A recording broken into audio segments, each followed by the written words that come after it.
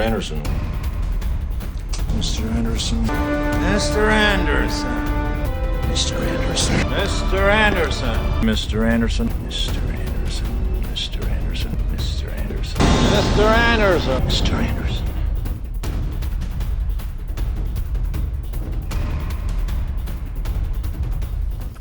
Everybody, Zach again at newtotorah.com. I want to come in and do another Mr. Anderson video series. I want you to check out this next clip. Then he goes on to talk about in verse 10, he said, which stood only in meats and drinks and divers washings and carnal ordinances imposed on them until the time of Reformation. But Christ being come and high priest of good things to come by a greater and more perfect tabernacle, and on and on. He says right there that some of the things that are done away are the meats, drinks, and divers washings and carnal ordinances. That tells me that food, drink, physical ordinances, those are not things that we're supposed to observe today. I hate to tell you this, Mr. Anderson, but you're reading it wrong.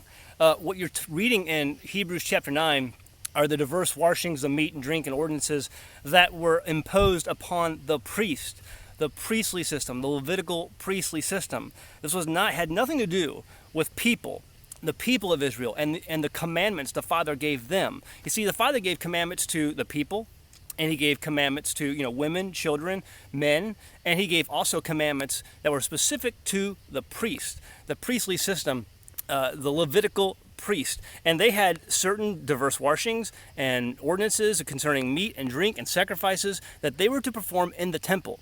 And see, what's been put on hold right now is those things that the priest had to do, because now our Messiah sits as the high priest in the order of Melchizedek. And so that's what the whole book of Hebrews is talking about. In fact, like I said before in the last video, chapters 5, 6, and 7 are talking about what? The priest of Melchizedek, the high priest, the order of Melchizedek. And so the whole book of Hebrews is talking about the priestly system and how that's put on hold, and something else that has already been here, the order of Melchizedek, back in Genesis chapter 14, is now in place until Messiah comes back, like I said in Isaiah 66 in the last video, where priests and Levites will be chosen again from the people who come. Those are new priests, new Levites in Isaiah 66.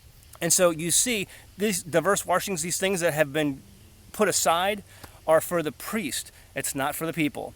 There's no law, no commandment in Torah that tells its people to have diverse washings before they eat. In fact, that's one of the things Messiah, Yeshua, our Messiah, railed against from the Pharisees and the rabbinical leaders, that they had to wash their hands. There's no commandment in Torah at all, in the commandments, that they had to wash their hands before they ate. These were man-made doctrines, man-made rabbinical laws that he was doing away with. He's telling people, you do not have to do these things. These are not part of the commandments of the Father.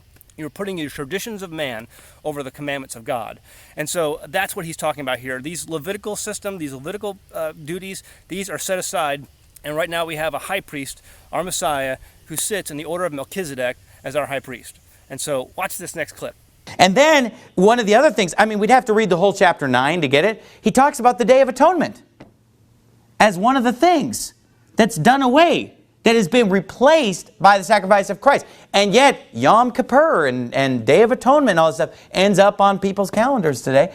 It's very funny. Christians will very oftentimes use Isaiah 53 as a proof text for Messiah, that Yeshua was in fact our Messiah. Isaiah 53 talks all about the Messiah. And the Jews definitely avoid Isaiah 53 and their teachings, because they know it speaks directly of our Messiah who came and who died for us. And so you look back at Isaiah 53, and it's very clear. It's talking about the Messiah.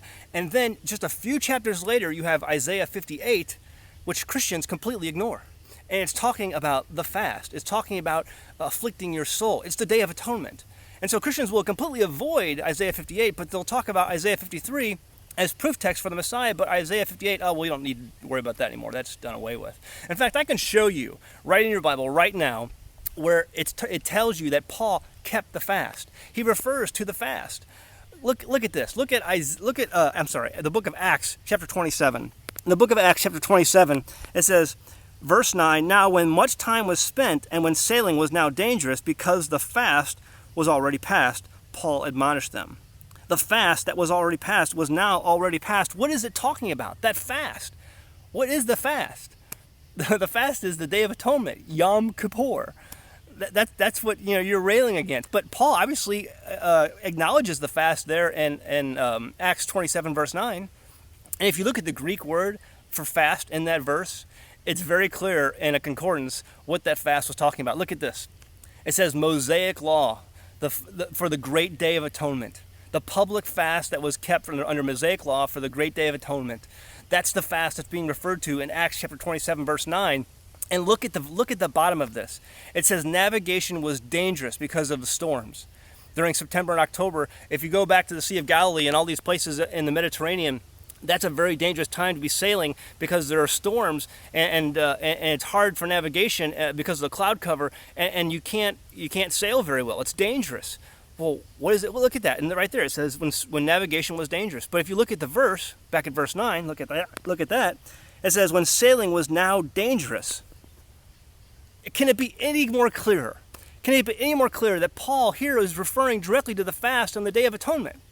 He understands and knows because they understand what it means to navigate and to sail during those times, during September and October in the fall, when the Day of Atonement occurs, that it's dangerous to sail. Navigation is hard, just like the concordance tells you during the Day of Atonement, during that time of the year, the time was dangerous. And so, it's very clear, Acts 27 verse 9, that Paul is talking about the fast. And so if Yom Kippur and the Day of Atonement is done away with, like he's referring to in Hebrews chapter 9, folks, what's talking about in Hebrews chapter 9 is, again, the priestly duties, because nobody had a greater responsibility on the Day of Atonement than the priest in the temple. Nobody did.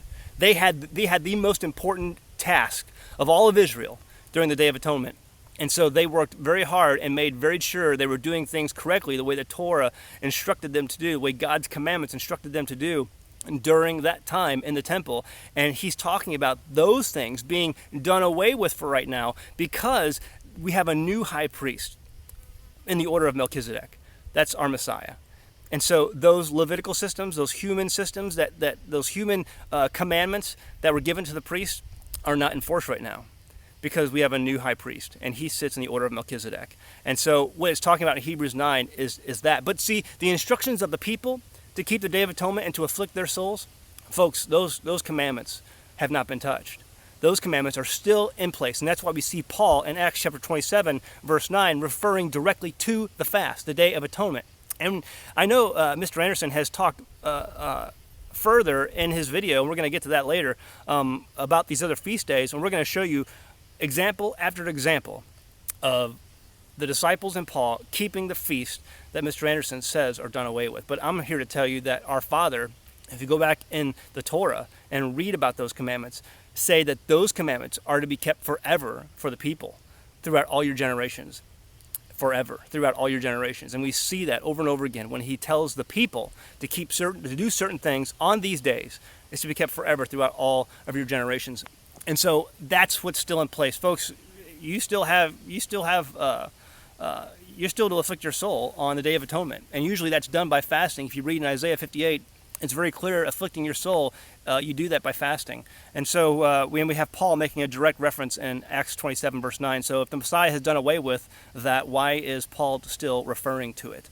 All right, we got more videos coming up. Stay tuned. Mr. Anderson, go home, read your Bible. Thanks.